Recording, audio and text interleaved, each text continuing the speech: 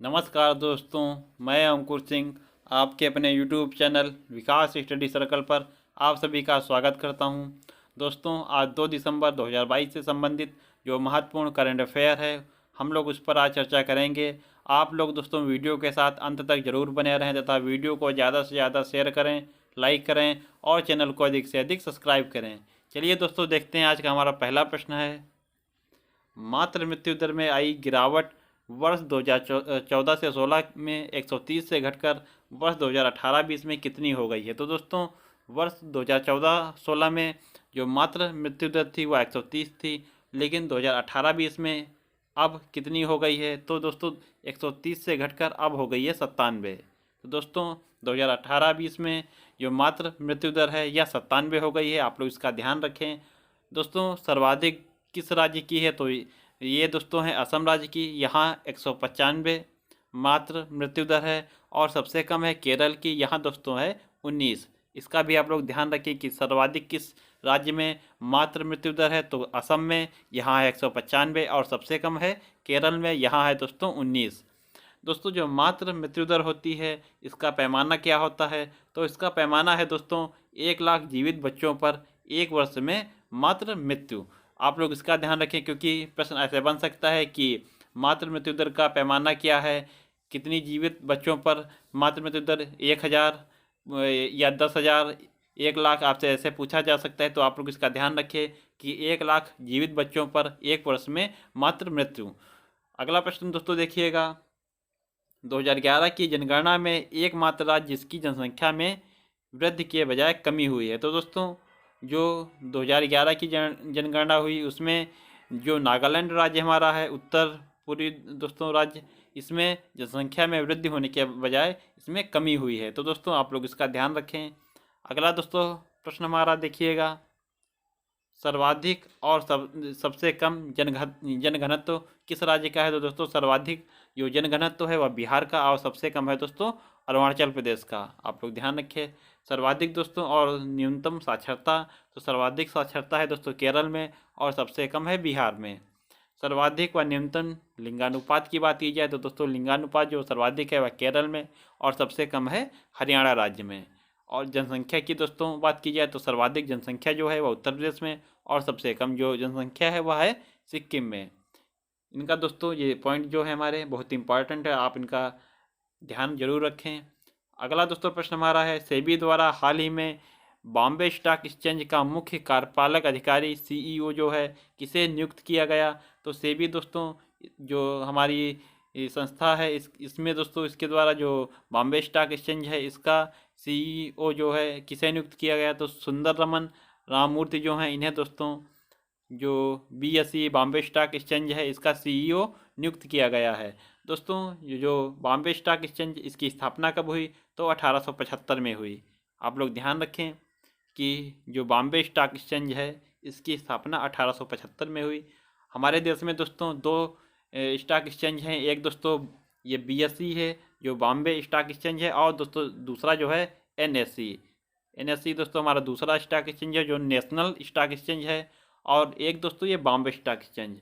दोस्तों, जो Bombay stock exchange है यह एशिया का सबसे पुराना स्टॉक एक्सचेंज है। आप लोग ध्यान रखें कि एशिया का सबसे पुराना स्टॉक एक्सचेंज कौन सा है, तो बॉम्बे स्टॉक एक्सचेंज। इसकी स्थापना हुई है दोस्तों 1875 में। दोस्तों, इसका जो सूचकांक है उसका क्या नाम है, तो सूचकांक का नाम है सेंसेक्स।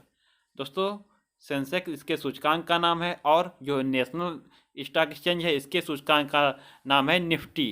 जो निफ्टी है दोस्तों या इसके सूचकांक का नाम है। आगे दोस्तों देखिएगा, लिखा है दोस्तों प्रश्न लिखा है निफ्टी किसका सूचकांक है। तो मैंने बताया जो नेशनल स्टॉक एक्सचेंज एनएसई है इसका दोस्तों जो सूचकांक है वह निफ्टी है। और दोस्तों जो सेबी है ये दोस्तों security exchange board of India, इसी के द्वारा दोस्तों जो हमारे बॉम्बे स्टॉक एक्सचेंज है चाहे नेशनल स्टॉक एक्सचेंज, इन दोनों को कंट्रोल किया जाता है। अगला दोस्तों प्रश्न देखिएगा। सेबी जो दोस्तों security exchange board of India, इसकी पहली महिला अध्यक्ष कौन है, तो वर्तमान में दोस्तों पहली महिला अध्यक्ष हमारी हैं माधवीपुरी बुच जी। दोस्तों, सेबी की स्थापना हुई है 1988 में, लेकिन इसका जो अधिनियम है वह 1992 का अधिनियम है। आप लोग ध्यान रखें, स्थापना इसकी हुई है दोस्तों 1988 में और इसका जो अधिनियम है वह है 1992 का। अगला दोस्तों प्रश्न हमारा देखिएगा, भारत द्वारा G20 के कौन से शिखर सम्मेलन की अध्यक्षता का कार्यकाल 1 दिसंबर 2022 से प्रारंभ हुआ। तो दोस्तों G20 आपको पता होगा, जो इसकी 2023 में भारत इसकी अध्यक्षता करेगा। तो 1 दिसंबर 2022 से जो इस G20 की शिखर सम्मेलन होने वाला, इसकी अध्यक्षता जो है भारत को 1 दिसंबर 2022 से दे दी गई है। और इस बार दोस्तों 2023 में जो इसकी बैठक होगी वह 18वीं क्रम की है। इसका दोस्तों क्रम आप लोग ध्यान रखें। G20 की बात की जाए दोस्तों, स्थापना इसकी है 1999 में। और मुख्यालय की बात की जाए तो दोस्तों G20 जो है इसका मुख्यालय कहीं पर भी नहीं है। दोस्तों G20 में 19 देश हैं और एक संगठन यूरोपीय यूनियन है। इसकी दोस्तों 17वीं बैठक जो हाल ही में हुई आपको पता होगा, यह बाली इंडोनेशिया में हुई। और 18वीं बैठक हमारे भारत में होगी। इसका दोस्तों जो शेरपा है भारत की ओर से, जो 2023 में बैठक होगी, इसका शेरपा नियुक्त किया गया है अमिताभ कांत को, जो हमारे नीति आयोग के पूर्व CEO रहे हैं। इन्हें दोस्तों भारत की ओर से शेरपा नियुक्त किया गया। 2023 की दोस्तों थीम की बात की जाए तो इसका थीम है दोस्तों one earth one family one future. दोस्तों इसकी थीम है, आप लोग ध्यान रखें, वन अर्थ वन फैमिली और वन फ्यूचर। इसी के दोस्तों भारत ने जो वसुदैव कुटुंबकम है, इसके दोस्तों संकल्प को पूरा करने के लिए ये थीम लॉन्च की है। और भारत के G20 में शेरपा दोस्तों मैंने बताया अमिताभ कांत जो हैं, हमारे नीति आयोग के पूर्व CEO जो हैं, वह इसके शेरपा हैं। दोस्तों ब्रिक्स जो 2022 में इसकी 14वीं बैठक जो हुई है, इसकी अध्यक्षता किसने की? तो दोस्तों इसकी अध्यक्षता की है चीन ने। और अगली बार दोस्तों जो 2023 में इसकी बैठक होगी, उसकी अध्यक्षता करेगा साउथ अफ्रीका। आप लोग ध्यान रखें। अगला दोस्तों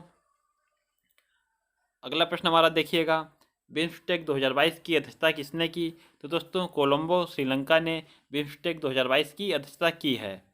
अगला प्रश्न हमारा है दोस्तों, हाल ही में भारत की तरफ से UNSC जो दोस्तों यूनाइटेड नेशन सिक्योरिटी काउंसिल है, इसकी मासिक अध्यक्षता किसके द्वारा की जाएगी? तो दोस्तों भारत की ओर से जो भारत की प्रतिनिधि हैं UN में, रुचिरा कंबोज जी, इन्हीं के द्वारा दोस्तों जो मासिक अध्यक्षता है दिसंबर माह की, दोस्तों इसकी अध्यक्षता रुचिरा कंबोज जी द्वारा की जाएगी। अगला प्रश्न, अंतर्राष्ट्रीय न्यायालय में कुल कितने न्यायाधीश होते हैं? तो दोस्तों जो अंतर्राष्ट्रीय न्यायालय मुख्यालय इसका दोस्तों कहाँ है? तो द हेग जो नीदरलैंड में है, यहीं पर दोस्तों इसका दोस्तों मुख्यालय है। और यह दोस्तों जो UNO है उसी का एक भाग है अंतर्राष्ट्रीय न्यायालय। इसमें दोस्तों जो न्यायाधीश होते हैं वो दोस्तों होते हैं 15। इनका कार्यकाल होता है 9 वर्ष का। इस पॉइंट को आप लोग ध्यान रखें कि न्यायाधीश कुल कितने होते हैं, तो 15, और कार्यकाल कितना होता है, तो 9 वर्ष। अगला दोस्तों प्रश्न देखिएगा, RBI द्वारा कौन से खुदरा डिजिटल रुपए को लॉन्च किया गया है? तो दोस्तों जो RBI हमारे भारतीय रिजर्व बैंक, इसके द्वारा कौन से खुदरा डिजिटल रुपए को लॉन्च किया गया, तो उसका नाम क्या है? तो दोस्तों ई रूपी उसका नाम है। दोस्तों इसका सिंबल जो है, प्रतीक, वह क्या है? तो दोस्तों इसका प्रतीक आप लोग ध्यान रखें, यह प्रतीक है ई, रुपये का साइन बना हुआ है, और R, यह दोस्तों इसका प्रतीक है ई रूपी का।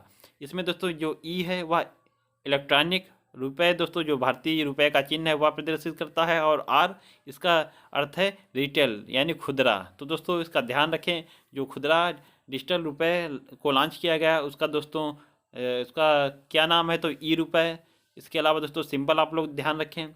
दोस्तों जो ये लॉन्च किया गया है खुदरा डिजिटल रुपये, इसे पायलट प्रोजेक्ट के रूप में 4 शहरों में लॉन्च किया जाएगा। वो 4 शहर कौन कौन से हैं? मुंबई, नई दिल्ली, बेंगलुरु और भुवनेश्वर। RBI की बात की जाए दोस्तों, रिजर्व बैंक ऑफ इंडिया, स्थापना दोस्तों इसकी हुई है 1 अप्रैल 1935 को। अधिनियम है दोस्तों 1934 का अधिनियम। दोस्तों जो यंग हिल्टन आयोग है, इसी की सिफारिश पर इसकी स्थापना की गई थी। स्थापना दोस्तों आप लोग ध्यान रखें 1 अप्रैल 1935 को, और इसका राष्ट्रीयकरण जो है वह 1 जनवरी 1949 को किया गया। इसके दोस्तों जो पहले गवर्नर की बात की जाए तो इसके पहले गवर्नर हैं ओसबोर्न स्मिथ। पहले भारतीय गवर्नर दोस्तों वह हैं CD देशमुख। वर्तमान गवर्नर जो हैं 25वें क्रम के हमारे, वह शक्तिकांत दास जी हैं। तो दोस्तों इन पॉइंटों को भी आप लोग ध्यान रखें। अगला दोस्तों प्रश्न हमारा देखिएगा, हेमजेनिक्स दुनिया की सबसे महंगी दवा है। दोस्तों इसका नाम ध्यान रखें, नाम क्या है इसका? हेमजेनिक्स दुनिया की सबसे महंगी दवा है जिससे किस बीमारी का उपचार संभव है। तो दोस्तों जो हेमजेनिक्स है, इससे दोस्तों हीमोफीलिया जो है, इसकी दोस्तों इस रोग के लिए यह जो दवा है यह लाभदायक है। यह दुनिया की सबसे महंगी दवा है। इसकी एक खुराक की कीमत दोस्तों 35 लाख डॉलर है। भारतीय रुपए में बात की जाए तो 28.58 करोड़ रुपए। तो दोस्तों जो हेमजेनिक्स है या हीमोफीलिया, आपको पता होगा जो हीमोफीलिया है दोस्तों एक वंशानुक्रम बीमारी है, वंशानुगत दोस्तों बीमारी है। इसमें दोस्तों अगर कोई मनुष्य जो है इस बीमारी से ग्रसित है तो उसके दोस्तों घाव जो हैं वह जल्दी से नहीं भरते हैं। इसे दोस्तों जो हेमजेनिक्स है इसका निर्माण किया है CSL बेहरिंग कंपनी द्वारा इसका निर्माण किया गया है। अगला दोस्तों प्रश्न हमारा देखिएगा, हाल ही में व्यापार उत्कृष्टता जो पुरस्कार है 2022, इस समारोह में किस प्लेटफॉर्म या मंच ने सर्वोत्तम प्रौद्योगिकी पहल पुरस्कार जीता है? तो दोस्तों व्यापार उत्कृष्टता जो पुरस्कार 2022, इसमें किसने सर्वोत्तम प्रौद्योगिकी पहल का पुरस्कार जीता है? तो मंथन प्लेटफॉर्म जो है इसने इस पुरस्कार को जीता है। दोस्तों खादी उत्कृष्टता जो केंद्र है कहाँ स्थापित किया गया? दिल्ली में। सर्वाधिक दोस्तों FDI भारत में किस देश से आता है? तो आपको पता होगा सिंगापुर से। सर्वाधिक FDI भारत को सिंगापुर से आता है। अगला दोस्तों प्रश्न देखिएगा, भारत का सबसे बड़ा व्यापारिक भागीदार कौन सा है? तो दोस्तों भारत का सबसे बड़ा व्यापारिक भागीदार देश है अमेरिका। भारत को सर्वाधिक FDI प्राप्त होता है सिंगापुर से। भारत का सबसे बड़ा व्यापारिक भागीदार है अमेरिका। और आपसे बात की जाए, अगर प्रश्न पूछा जाए कि भारत को सर्वाधिक व्यापारिक घाटा किस देश के साथ होता है, तो वह है दोस्तों चीन। व्यापारिक घाटा की बात की जाए तो दोस्तों वह सबसे ज़्यादा चीन से होता है। अगला दोस्तों प्रश्न देखिएगा, सेना की सुदर्शन चक्र कोर ने राजस्थान के रेगिस्तान में किस अभ्यास का आयोजन किया? तो दोस्तों सुदर्शन प्रहार अभ्यास, इस दोस्तों अभ्यास को सेना की सुदर्शन चक्र कोर ने राजस्थान के रेगिस्तान में आयोजित किया। दोस्तों अभ्यास जो है वरुण 2022, इसका आयोजन कहाँ किया गया? तो जोधपुर राजस्थान में दोस्तों इसका आयोजन किया गया। और यह जो वरुण है यह दोस्तों भारत और फ्रांस के मध्य होने वाला युद्ध अभ्यास है। अगला प्रश्न हमारा है, हाल ही में किस देश द्वारा पहली बार भारतीय परिवहन में निवेश करने का समझौता किया गया? तो दोस्तों जो दक्षिण कोरिया है इसने भारतीय परिवहन में निवेश करने का जो है समझौता किया है। निवेश किस में करेगा? तो नागपुर मुंबई जो एक्सप्रेसवे है इस पर दोस्तों टोल कलेक्शन को बेहतर करने के लिए यह समझौता किया गया है। आगे दोस्तों देखिएगा, अगला प्रश्न हमारा, भारत का पहला एलिवेटेड एक्सप्रेसवे कौन सा है? तो भारत का पहला एलिवेटेड एक्सप्रेसवे जो है दोस्तों वह द्वारका एक्सप्रेसवे है। यह दिल्ली और हरियाणा राज्य में स्थित है।